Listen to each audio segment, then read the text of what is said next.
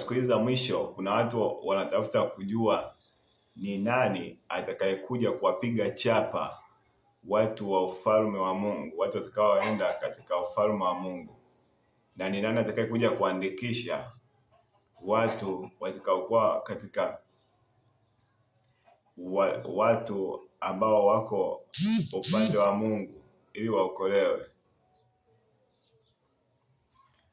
Lakini mimi nakwambia usimsikilize mtu, bali sikiliza maandiko yanavyosema. Ile chapa itakaopigwa katika vipaji vya uso wa watu ni yule Roho Mtakatifu.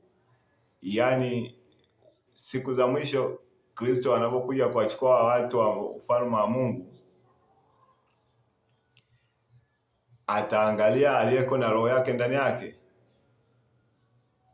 na yeye atakayekuwa kaandikwa kwenye kitabu cha ufalme wa Mungu ili achukuliwe, ni yeye atakayekuwa katubu na kumwamini Kristo kuwa ndiye Bwana na Mwokozi wake, kama maandiko yanavyosema kwamba ukikiri kwa kinywa chako kwamba Yesu Kristo ni Bwana na kuamini moyoni mwako kwamba amefufuka katika wafu, utakuwa umeokoka.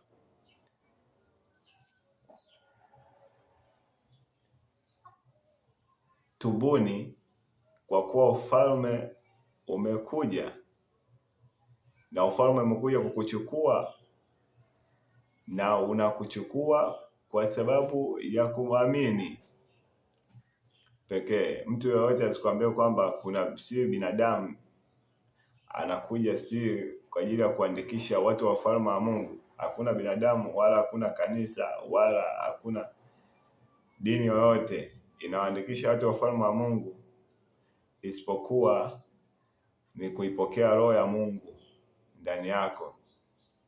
Hiyo ndio chapa yako, na kukiri neno la Mungu. Kristo ni neno la Mungu. Neno Kristo ni ukombozi. Yesu ni mwana wa Mungu. Mwana wa Mungu ni neno lililoko kwenye kinywa chake. Anatoka katika mkono wake wa kuume.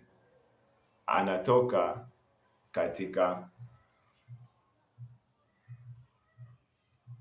koo lake. Neno lake ndo Kristo.